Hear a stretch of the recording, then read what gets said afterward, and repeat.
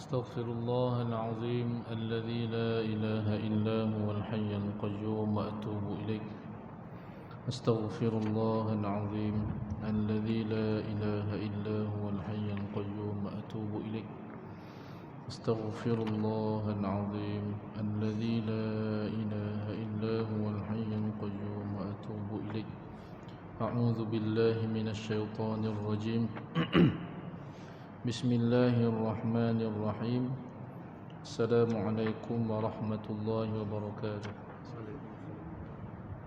إلى حضرة النبي محمد رسول الله صلى الله عليه وسلم وإلى كافة المسلمين جميعا شيء الله لهم الفاتحة.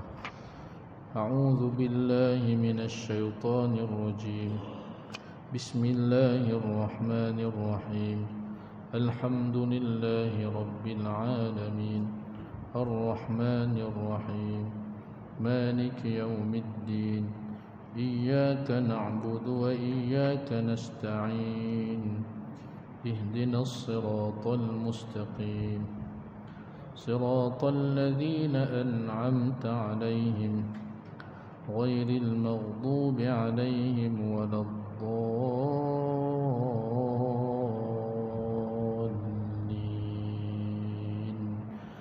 آمين. الحمد لله رب العالمين وأفضل الصلاة وأتمه التسليم على الحبيب الشافي سيدنا ونبينا محمد وعلى آله وأصحابه أجمعين. قال رب اشرح لي صدري ويسر لي أمري واحلل عقدة من لساني يفقه قولي. سبحانك لا علم لنا إلا ما علمتنا إنك أنت العليم الحكيم. ولا حول ولا قوة إلا بالله العلي العظيم.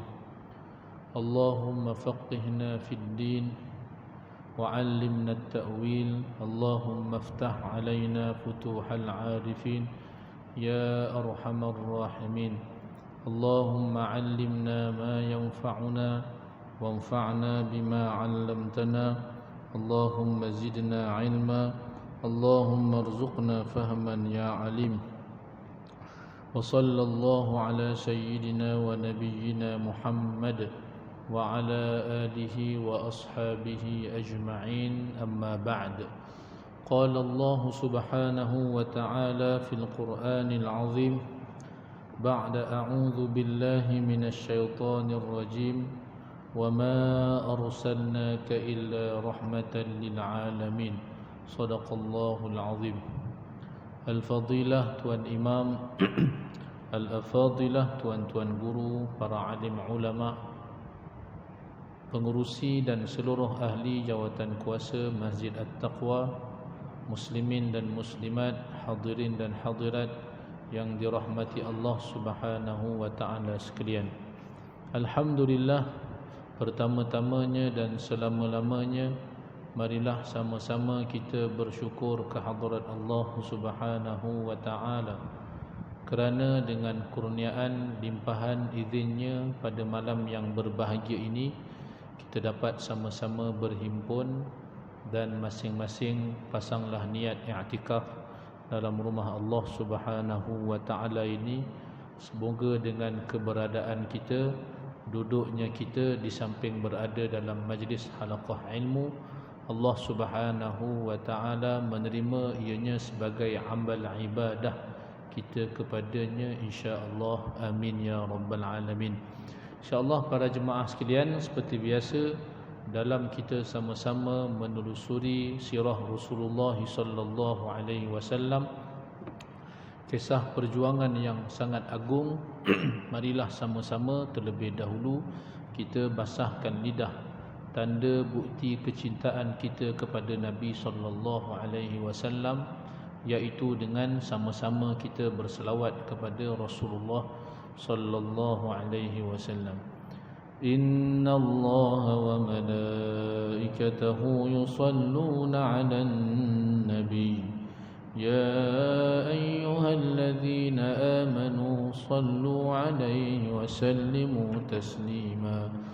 اللهم صل على سيدنا محمد وعلى آل سيدنا محمد اللهم صل على سيدنا محمد وعلى آل سيدنا محمد اللهم صل على سيدنا محمد وعلى آل سيدنا محمد اللهم صل على سيدنا محمد وعلى آل سيدنا محمد اللهم صل على سيدنا محمد وعلى آل سيدنا محمد اللهم صل على سيدنا محمد وعلى آل سيدنا محمد اللهم صل على سيدنا محمد وعلى آل سيدنا محمد اللهم صل على سيدنا محمد وعلى آل سيدنا محمد اللهم صل على سيدنا محمد وعلى آل سيدنا محمد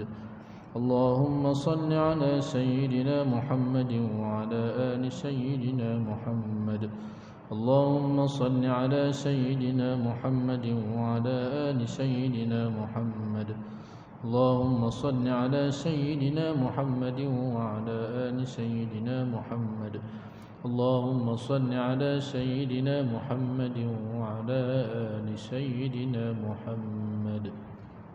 Alhamdulillah. Mudah-mudahan selawat yang dipanjatkan diterima Allah Subhanahu wa ta'ala, insya-Allah. Amin ya rabbal alamin.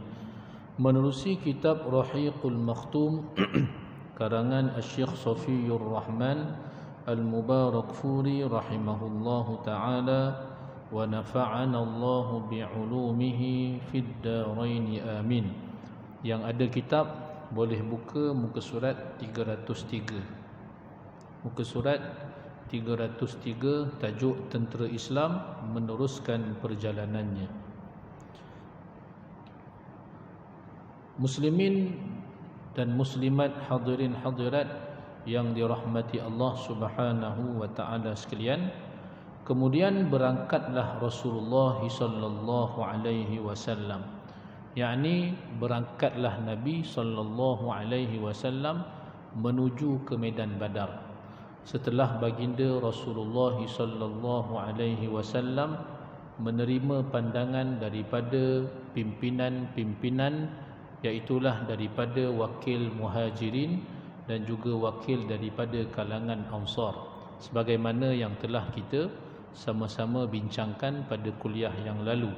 Sebab ada daripada kalangan sahabat, bila mana mereka diberitahu bahawasanya peperangan tidak dapat dielakkan, ada daripada kalangan mereka yang merasa kecut ataupun yang merasa gerun untuk menghadapi peperangan. Maka Rasulullah sallallahu alaihi wasallam mengadakan bersama dengan kepimpinan daripada wakil Muhajirin dan juga kepimpinan daripada kalangan wakil Ansar, bagaimana pandangan mereka, apa yang dianjurkan ataupun apa yang diajukan oleh Rasulullah sallallahu alaihi wasallam, iaitulah untuk menghadapi orang-orang Quraisy yang ramainya sekitar 1000 orang daripada Mekah Al-Mukarramah.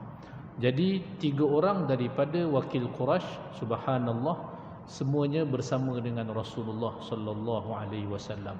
Disebut positif pandangan dia. Sayyidina Abu Bakar, begitu juga dengan Sayyidina Umar Al-Khattab radhiyallahu anhu. Demikian juga Al-Miqdad bin Amru radhiyallahu anhu. Tetapi suara daripada wakil kalangan Ansar, Nabi sallallahu alaihi wasallam belum dengar lagi daripada kalangan mereka. Dan bilangan 313 itu majoritinya adalah daripada kalangan Ansar.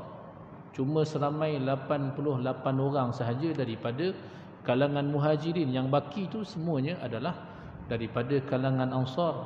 Maka Rasulullah sallallahu alaihi wasallam pun bersabda, "Ashiru alayya ayyuhan nas." Kata Nabi sallallahu alaihi wasallam, "Berikanlah pandangan kepadaku wahai manusia." Padahal wakil Muhajirin dah bagikan pandangan kepada Rasulullah sallallahu alaihi wasallam. Cuma yang belum berikan pandangan adalah daripada kalangan wakil Ansar. Cuma kata Nabi SAW ini bersifat umum. Nabi SAW sebut, asyiru alayya, berikanlah pandangan kepadaku, ayyuhan nas, wahai sekalian manusia. Tapi maksud Rasulullah sallallahu alaihi wasallam ianya adalah kepada pemimpin Ansar. Fa subhanallah, sememangnya orang Ansar faham. Sebab orang Muhajirin dah bagi pandangan. Memang daripada kalangan orang Ansar, dia faham apa yang dimaksudkan oleh Nabi sallallahu alaihi wasallam. Sememangnya kadang-kadang tuan-tuan, orang Arab dia sebut kadang-kadang perkataan yang zahirnya belum tentu itu makna dia. Sebagai contohnya orang Mesir lah. Dan orang Mesir, tuan-tuan, saya tak tahulah Arab yang lain, tapi pengalaman dengan orang Mesir, fa subhanallah, kadang-kadang dia sebut sekian, tapi maknanya sebenarnya dia nak yang sekian. Itu tengoklah kalau orang kita faham. Ada satu kes, seorang pelajar, ayahnya datang daripada Malaysia ziarah dia dekat Mesir. Kebetulan syekh dia tahu bahawasanya anak murid dia ni, ayah dia datang ziarah dia. Jadi apa syekh ni buat, tuan-tuan? Syekh ni panggil anak murid tadi, kan? Dia panggil, dia bagi jam syekh ni rosak. Tolong pergi bawa kedai baiki. Kata syekh tu, tolong bawa kedai baiki. Jadi murid ni dia faham, kan? Memang ambil jam tu pergi baiki. Dia pergi baiki sungguh-sungguh, tuan-tuan. Tapi nak sebutkan, sebenarnya yang dimaksudkan tu lain. Yang dimaksudkan itu, iaitulah nak jam baru. Kebetulan budak tu ayah dia datang, kan? Tapi budak ni tak faham, dia pergi kedai, dia baiki, kan? Orang kedai kata jam ni dah rosak, tak boleh nak baiki. Memang betul dia faham sungguh dengan apa yang dikatakan syekh. Kebetulan ada orang lama kata, syekh tu nak jam baru. Jadi ayah ni pun beli jam baru bagi kat syekh. Syekh senyum panjang, tuan-tuan, sampai ke telinga. Jadi nak sebutkan, kadang-kadang memang katanya umum, tapi sebenarnya maksud yang dalam dia tu, ada maksud yang di sebaliknya. Ada kadang-kadang orang Arab, tuan-tuan, dia puji keluarga ataupun puji anak kita, kan? Dia akan cakap anak kita ni baik, dia doakan sekian. Kalau orang zahir, orang tengok zahir, memang dia betul-betul puji. Tapi sebenarnya dia nak duit. Kalau tuan-tuan duk kan, amin duk tak faham juga maknanya. Ada masalah lah tu. Sebenarnya dia puji. Ujungnya sebenarnya dia nak duit. Itu antara pengalaman lah dengan masyarakat daripada kalangan orang Arab Mesir.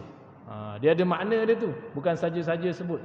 Rasulullah sallallahu alaihi wasallam sebutkan ayyuhan nas, memang tujuannya bukannya semua, tapi sebenarnya adalah daripada kalangan Ansar.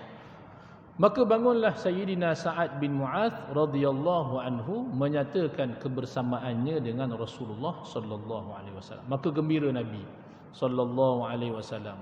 Majoriti kepimpinan semuanya bersama dengan Rasulullah sallallahu alaihi wasallam.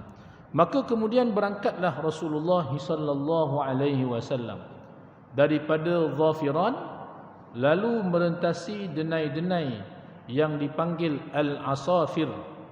Daripada denai-denai itu, baginda Rasulullah sallallahu alaihi wasallam turun ke sebuah tempat yang dikenali sebagai Al-Diyah. Ditinggalnya Al-Hinan sebelah kanannya. Al-Hinan ialah sebuah busut besar yang mirip seperti bukit.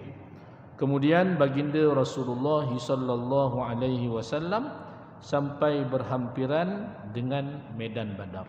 Muslimin, para jemaah yang dirahmati Allah Subhanahu wa taala sekalian, apabila baginda Rasulullah sallallahu alaihi wasallam sampai di suatu tempat yang hampir dengan medan Badar, di situ Rasulullah sallallahu alaihi wasallam sendiri bertindak menjalankan operasi perisikan bersama teman seguanya, iaitulah Sayyidina Abu Bakar As-Siddiq radhiyallahu anhu.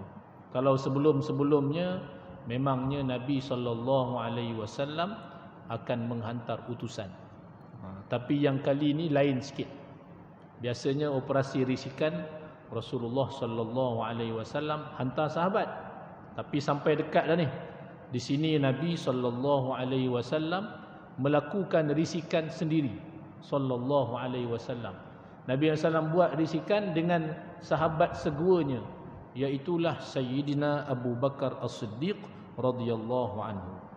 Tatkala mereka berdua sedang beronda di sekitar penempatan tentera Mekah, tiba-tiba mereka temui seorang tua Arab. Dalam kitab Arab sebutkan Syekh. Syekh. Syekh ni maknanya orang tua, tuan-tuan. Jadi kan hati-hati kalau kita sebut syekh. Kita sangkakan syekh tu yang syekh tuan guru. Ada juga makna yang itu. Tapi yang maknanya antara lain iaitulah syekh, maknanya orang tua. Jadi Rasulullah SAW dan juga Sayyidina Abu Bakar As-Siddiq radhiyallahu anhu bertemu dengan seorang tua. Nabi SAW bertanyakan orang tua itu tentang tentera Quraisy dan tentang Muhammad SAW dan sahabat-sahabatnya. Nabi SAW tanyakan tentang dua-dua pihak sekali. Yang orang tua tadi itu dia tak tahu. Yang tanya ni siapa? Dia tak tahu itu baginda Rasulullah SAW. Jadi Nabi SAW bila jumpa dengan orang tua tadi, Rasulullah SAW tanya tentang kedua-dua belah pihak, iaitulah pihak Quraisy dan juga pihak baginda Rasulullah SAW. Apa maksudnya ini, tuan-tuan? Tujuannya adalah tidak lain tidak bukan adalah untuk tujuan merahsiakan identiti baginda Rasulullah SAW. Jadi bila tanya, contohnya Nabi SAW tanya pihak Quraisy, sudah tentulah orang tua tadi dia rasakan ini adalah daripada wakil Muhammad. Padahal yang tanya sendiri itu Rasulullah SAW. Ataupun mungkin kalau yang tanya ni belah pihak Muhammad, memang orang tu yakin ini pihak Quraisy. Jadi Rasulullah SAW, kebijaksanaan Nabi SAW, sebab ini adalah misi peperangan. Misi perang ni bukan main-main, tuan-tuan. Dia memang perlu kepada kebijaksanaan, helah dan sebagainya. Ini antara kebijaksanaan dan juga helah baginda Rasulullah SAW. Nabi SAW tanya dua-dua belah pihak sekali, supaya orang ni tak tahu yang tanya ni siapa, wakil mana. Akan tetapi orang tua itu berkata kepada Nabi SAW, dia tak tahu itu Nabi SAW, aku tidak akan memberitahumu kecuali engkau beritahu terlebih dahulu daripada pihak mana engkau datang. Tanya orang tua ni, kamu pihak mana? Nampak bijak juga orang tua ni. Kan? Aku tak akan bagi tahu, melainkan kalau kamu bagi tahu kamu belah mana? Belah Muhammad ke ataupun belah Quraisy? Tuan-tuan muslimin, para jemaah yang dirahmati dan dikasihi Allah Subhanahu wa taala sekalian. Tuan-tuan agak apa jawapan Nabi SAW? Sebab nak rahsiakan identiti ni. Takkan nak bagi tahu yang benar. Kan? Jadi inilah yang disebutkan helah baginda Rasul SAW, sekaligus kita sebut kebijaksanaan lah. Apa kata Nabi SAW? Idza akhbartana akhbarnak. Jika engkau bagi tahu kepada kami terlebih dahulu, kami akan bagi tahu kepada kamu. Kalau kamu bagi tahu, aku akan bagi tahu. Bijaksana Nabi SAW. Jadi orang kalau biasanya dalam situasi macam ni, dia makin nak tahu. Dia makin nak tahu. Jadi tuan-tuan muslimin, para jemaah yang dirahmati Allah Subhanahu wa taala sekalian, orang tua tu pun berkata, oh begitu. Dengan begini, maknanya dengan itu je caranya. Maka jawab Rasulullah SAW, na'am, ya benar. Qala syekh, maka berkatalah orang tua itu, Aku mendapat berita bahawa Muhammad dan sahabat-sahabatnya telah keluar pada hari sekian. Kalau benarlah orang yang memberitahuku itu, bererti hari ini mereka sedang berada di tempat sekian, iaitu tempat kedudukan tentera Madinah pada saat ketika itu. Benar bacaan orang tua tadi. Dia dapat maklumat, dia merasakan tentera Nabi SAW keluar dan pasti akan duduk tempat sekian. Pada jangkaan dia lah duduk tempat sekian. Benar sebagaimana yang disebutkan oleh orang tua itu. Tapi yang dibagi tahu itu adalah tentang tentera Nabi SAW. Yang Nabi SAW nak tahu adalah tentang kedudukan lokasi tentera Quraisy. Maka kata orang itu, aku juga mendapat berita orang-orang Quraisy telah keluar pada hari sekian. Kalau benarlah orang yang memberitahuku itu, bererti mereka sekarang sedang berada di tempat sekian, iaitu tempat kedudukan tentera Mekah pada saat ketika itu. Diberitahunya lokasi tentera orang Mekah ataupun orang Quraisy pada saat ketika itu. Selesai dia memberitahu hal tersebut kepada Rasulullah sallallahu alaihi wasallam. Dan dia tak tahu pun siapa dia Nabi SAW yang bertanya ni, belah pihak mana? Belah pihak Muhammad ke ataupun belah pihak Quraisy? Bahkan yang tanya itu sebenarnya adalah Rasulullah SAW. Maka dia pun tanyalah, dia dah bagi tahu dah. Dia pun tanya kepada Nabi SAW. Tanya dia kepada Rasulullah SAW, mimman antuma, beritahu aku kamu daripada mana? Sebab Nabi SAW tadi ibarat macam sebut, macam dah sebut dah, macam dah janji dah nak bagi tahu Nabi SAW ni daripada mana. Dia pun tanyalah. Selesai dia dah bagi maklumat, dia pun tanyalah kepada Rasulullah SAW, mimman antuma, daripada mana kamu berdua? Faqala lahu Rasulullah sallallahu alaihi wasallam. Kemudian baginda Rasulullah sallallahu alaihi wasallam pun berkata, Nabi SAW pun bagi tahu kepada dia, nahnu mimma, kami ini daripada air. Jawab Rasulullah sallallahu alaihi wasallam. Tsumma saraf. Kemudian Nabi sallallahu alaihi wasallam pun beredar. Si tua tadi itu bila Nabi SAW sebut daripada air, dia berada dalam termanggu-manggu, termanggu-manggu, terkial-kial boleh juga lah kita sebut, apa-apa makna, dalam keadaan dia tertanya-tanya apa daripada air. Apa yang daripada air? Adakah daripada air tepi pantai? Apa maksud daripada air ini? Muslimin, para jemaah yang dirahmati Allah Subhanahu wa ta'ala sekalian. Pertamanya, muslimin para jemaah sekalian, di sini memperlihatkan kepada kita ada beberapa pelajaran, tuan-tuan. Pelajaran dengan kisah yang disebutkan ataupun kisah bagaimana Rasulullah sallallahu alaihi wasallam saat melakukan risikan. Yang pertamanya iaitulah berkenaan tentang hilah. Kita ni dibenarkan, tuan-tuan, disebutkan sebagai, kita sebut kalau kasar sikit sebut tipu lah. Bahasa baiknya hilah, tapi sebenarnya tipu lah, tuan-tuan, tipu. Dalam ada beberapa ketika sebenarnya kita ni dibenarkan menipu. Ada masa-masa ketika, terutamanya apabila kita berada dalam medan peperangan.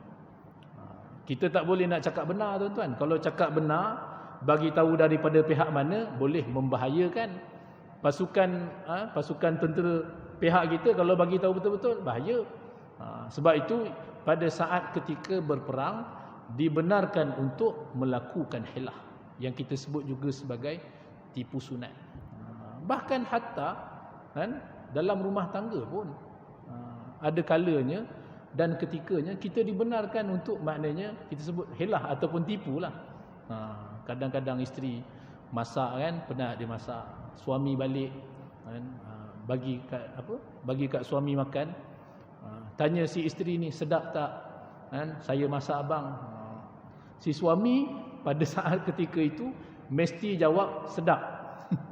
Walaupun dia rasa masam semacam je lauk ni, kan, tawa je, tak sedap langsung dalam hati je. Dia tak boleh kata tak sedap. Kena jaga hati isteri dia. Sebagai contoh, tuan-tuan. Tu suami pun kena faham juga satu-satu, kan, kondisi dan juga keadaan. Ini dalam rumah tangga. Maknanya ada ketika perlu kita bercakap, bukan nak cakap nak bohong orang tu, bukan kita nak tipu, tapi itulah yang perlu kita jawab. Saya cantik tak hari ni bang? Contohnya. Mesti kena jawab cantik. Walaupun nampak comot je, kan. Kena jawab, ya. Untuk apa? Untuk membahagiakan hati dia. Subhanallah. Jadi tuan-tuan muslimin para jemaah sekalian, dan yang keduanya, fa subhanallah, baginda Rasulullah sallallahu alaihi wasallam pada saat ketika ini sebenarnya Nabi sallallahu alaihi wasallam tidak berbohong pun. Tak ada bohong pun Nabi sallallahu pada saat ketika ini. Cuma Nabi sallallahu tak bagi tahu je dia belah pihak mana, belah sini. Tapi Nabi sallallahu jawab, ya, mimma, nahnu mimma, kami ni daripada air. Sememangnya kita semua ni daripada air, tuan-tuan. Kita semua ni adalah daripada air. Sebagaimana yang Allah Subhanahu wa taala sebutkan di dalam Al-Quran. Allah Subhanahu wa taala menyebutkan, wa ja'alna minal ma'i kulla syai'in hayy. Kami jadikan daripada air tiap-tiap sesuatu itu hidup dengan air. Subhanallah. Bahkan kita ni pun daripada yang disebutkan air mani, daripada air mani. Jadi itu yang disebutkan, kita ni semua adalah daripada air. Tidak ada penipuan ataupun pembohongan daripada baginda Rasulullah sallallahu alaihi wasallam.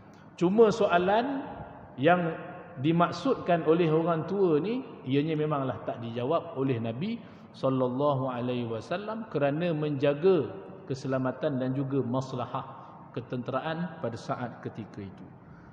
Pada petang hari itu, baginda Rasulullah sallallahu alaihi wasallam mengutuskan misi-misi perisikannya semula. Yang hari yang kita cerita tadi, Nabi SAW sendiri merisik, ataupun Nabi SAW sendiri membuat perisikan. Tapi pada petangnya Rasulullah sallallahu alaihi wasallam hantar sahabat-sahabat untuk melakukan risikan, untuk mendapatkan maklumat tentang pihak musuh. Operasi ini dijalankan oleh 3 orang pemimpin muhajirin, iaitulah Sayyidina Ali bin Abi Talib, Az-Zubair bin Al-Awwam, dan juga Sayyidina Sa'ad bin Abi Waqqas radhiyallahu anhum ajma'in, bersama sekumpulan para sahabat baginda sallallahu alaihi wasallam. Mereka pergi ke mata air di Badar. Sahabat-sahabat ni pada petangnya buat risikan, pergi dekat mata air di Badar. Lalu mendapati di situ ada 2 orang hamba sahaya yang sedang mengambil air. Sudah tentulah air yang diambil ni adalah untuk seseorang. Untuk orang lah ambil air ni. Nampak 2 orang, kan? Sampai dekat perigi tu ada nampak 2 orang. Dan memang mereka ni adalah tujuannya untuk buat perisikan. Didapati ada 2 orang itu sedang mengambil air. Bahkan memang mereka 2 itu, hamba itu, mengambil air untuk diberi minum kepada tentera Mekah. Memang itu dia punya ni lah. Memang tujuannya yang itu. Maka dengan segera sahabat ini menangkap 2 orang itu dan membawanya kepada Rasulullah sallallahu alaihi wasallam. Tangkap 2 orang tadi, dibawa kepada Nabi sallallahu alaihi wasallam. Dan pada saat ketika itu, baginda Rasulullah sallallahu alaihi wasallam sedang solat. Sallallahu alaihi wasallam. Jadi tak sempat nak tanya apa-apa, Nabi sallallahu alaihi wasallam tak sempat nak buat apa-apa tindakan. Nabi sallallahu sedang solat, lalu sahabat-sahabat ini pun mereka menyoal kepada 2 orang tadi tentang kaum Quraisy. Sahabat-sahabat ni tanya, soal jawab. Nabi SAW sedang solat. Kedua mereka menjawab, kami adalah pemberi minum orang-orang Quraisy yang dihantar untuk mengambil air kepada mereka. Jawab mereka, kan, sebagaimana yang itu yang sebenarnya. Mereka jawab benarlah, kami ni adalah yang diutuskan oleh orang Quraisy untuk ambil air kepada mereka.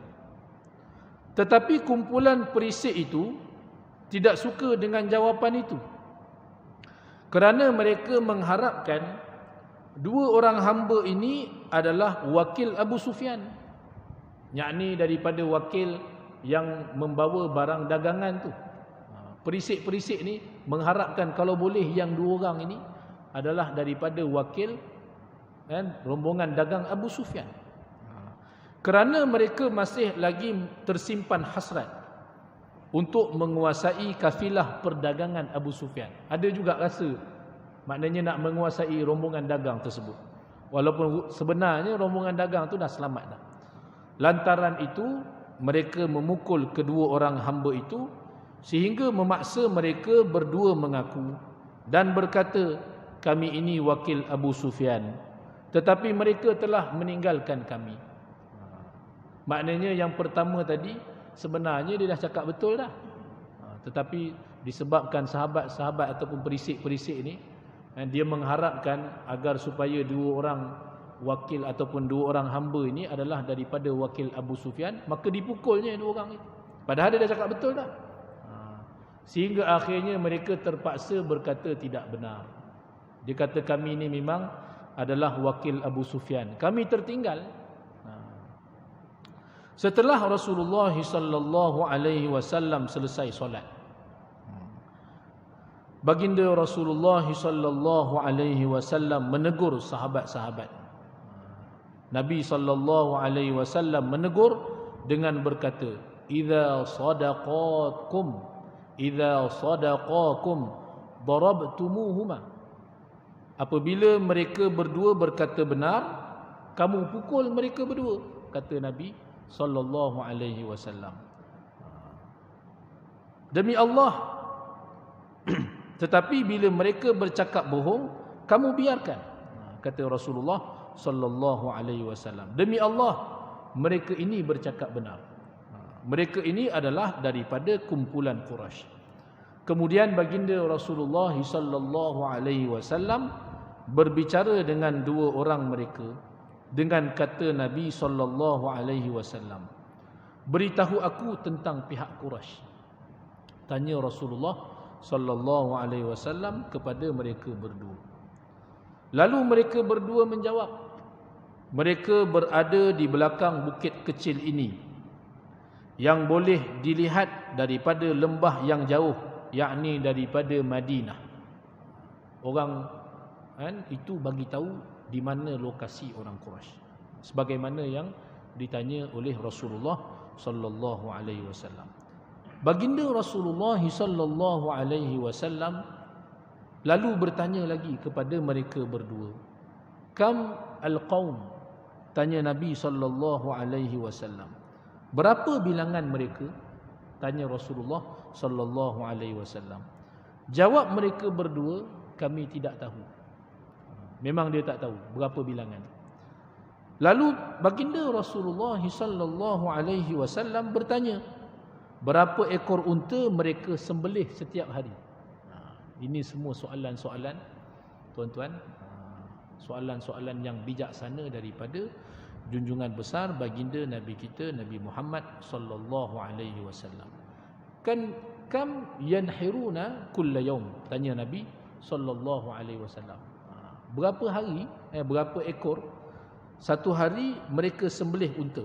Tanya Rasulullah sallallahu alaihi wasallam. Jawab mereka, satu hari 9, dan ada satu hari itu 10 ekor. 9 ke 10 ekor.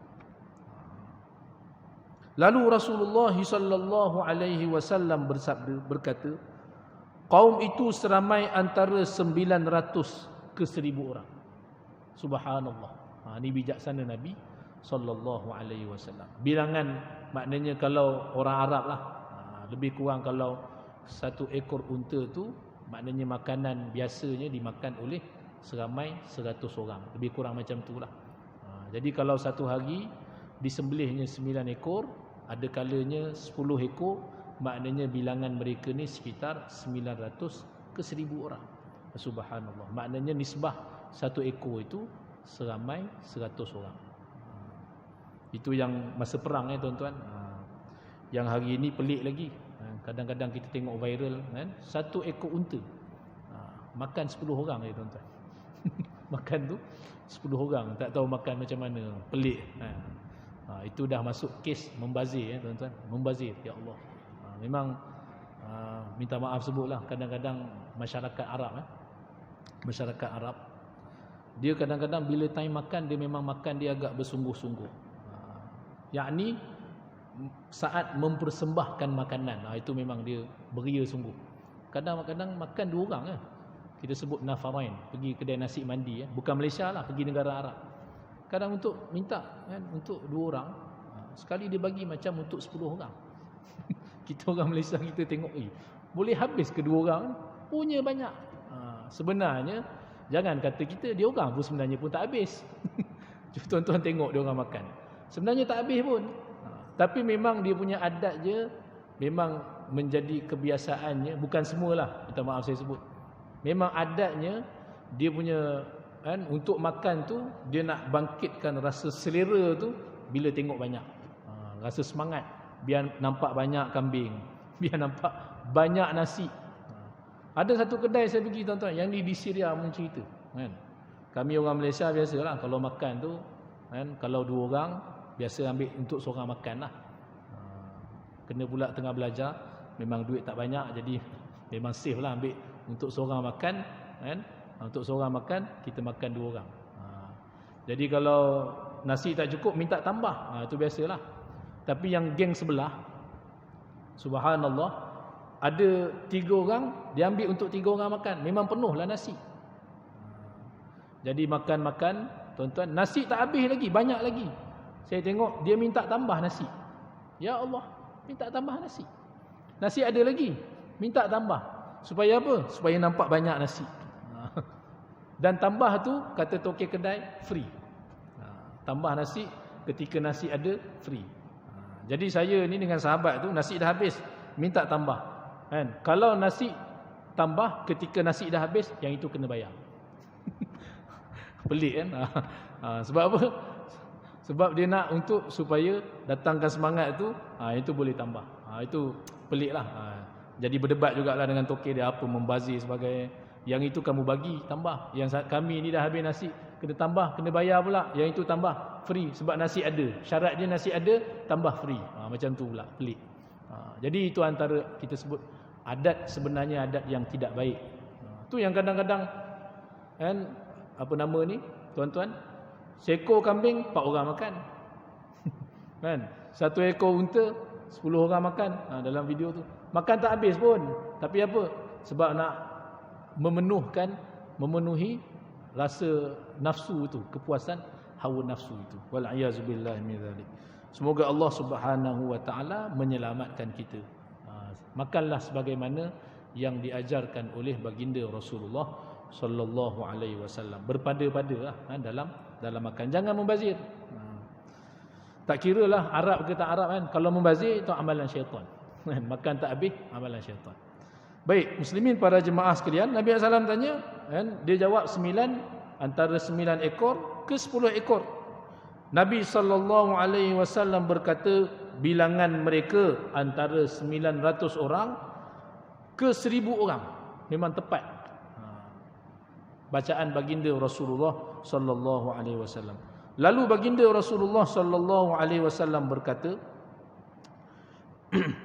kepada mereka berdua, siapakah orang-orang ternama Quraisy di kalangan mereka? Nabi SAW tanya, siapa yang pemimpin-pemimpin Quraisy yang hadir bersama dalam rombongan tersebut? Mereka pun menjawab, Utbah dan Syaibah bin Rabi'ah. Ni 2 beradik, Utbah dan Syaibah bin Rabi'ah. Abu Al-Bakhtari bin Hisham, Hakim bin Hizam, Naufan bin Khuwailid, Al-Harith bin Amir, Ta'imah bin Adi, An-Nadhr bin Al-Harith, Zam'ah bin Al-Aswad, Abu Jahal bin Hisham, dan Umayyah bin Khalaf, bersama beberapa orang lelaki lagi yang disebutkan namanya oleh mereka. Semuanya mereka adalah pembesar-pembesar Quraisy. Bila disebutkan semua nama-nama itu kepada Rasulullah sallallahu alaihi wasallam, fa aqbala Rasulullah sallallahu alaihi wasallam Kemudian Rasulullah sallallahu alaihi wasallam datang kepada sahabat-sahabat baginda ridwanullahu taala alaihim ajma'in, faqal, Nabi sallallahu alaihi wasallam bersabda, hadhihi Makkah qad alqat ilaikum aflada kabdiha, atau kama qala Rasulullah sallallahu alaihi wasallam, Mekah telah mencampakkan sebahagian jantungnya, yakni orang besarnya kepada kamu, sabda Nabi sallallahu alaihi wasallam. Muslimin para jemaah yang dirahmati dan dikasihi Allah Subhanahu wa taala sekalian, selepas daripada itu Allah Subhanahu wa taala turunkan hujan. Hujan bagi pihak Islam adalah sebagai satu ketenangan.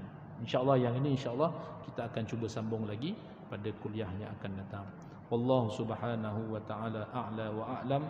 Sekadar itu dahulu, yang baik daripada Allah Subhanahu wa taala, segala kekurangan, kelemahan adalah daripada diri saya sendiri. Aqulu qawli hadza wa astaghfirullahal azim li wa lakum. Assalamualaikum warahmatullahi wabarakatuh. Subhanakallahumma wa bihamdika asyhadu an la ilaha illa anta astaghfiruka wa atubu ilaik. Bismillahirrahmanirrahim. Al-'asr. Innal insana lafi khusr illa alladhina amanu wa 'amilus shalihat wa tawasaw bil haqq wa tawasaw bis sabr. Barakallahu fikum. Assalamualaikum warahmatullahi